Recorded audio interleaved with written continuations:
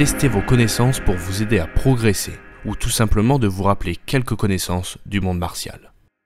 Bonjour et bienvenue dans ce nouvel épisode du Ronin Budo Challenge. Mais juste avant les nouvelles questions, voici les réponses de l'épisode spécial Bruce Lee.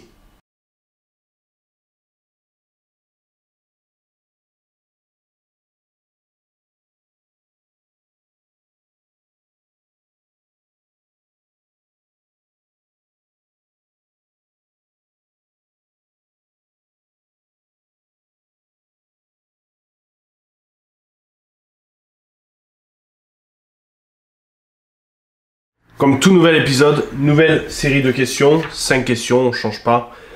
Voilà la première question.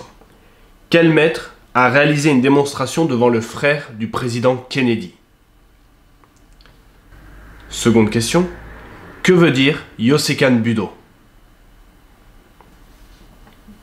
Qui est le fondateur du style Goju-Ryu? Quatrième question.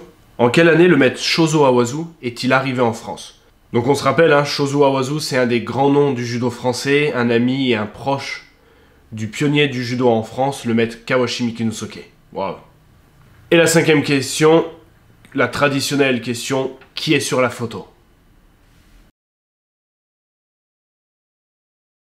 Donc voilà, pour ce nouvel épisode du Ronin Budo Challenge. Alors à chaque fois, c'est pas non plus des questions ultra compliquées, enfin pour l'instant.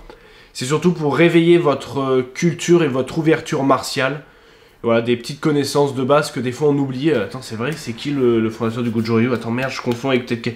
Voilà, c'est juste pour réveiller ça, réveiller les bases, réveiller voilà, les grandes bases de la culture martiale. Et pourquoi pas après, par la suite, faire des questions vraiment casse-tête, beaucoup plus compliquées, beaucoup plus complexes.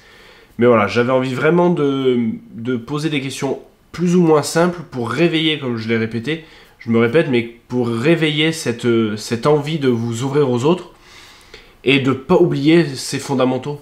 Voilà, c'est aussi ça, des fois, on cherche, ce qui est intéressant, d'aller chercher, de s'intéresser, mais au bout d'un moment, on oublie des fois les bases, les fondamentaux. Donc, ce Ronin Budo Challenge, c'est aussi ça, c'est s'ouvrir aux autres, s'intéresser à la culture martiale, mais aussi ne pas oublier ces bases, les fondamentaux de l'histoire martiale. Donc voilà pour ce nouvel épisode, j'espère que les questions vous ont intéressé, que vous êtes arrivés à y répondre. Comme d'hab, laissez vos réponses dans la barre des commentaires.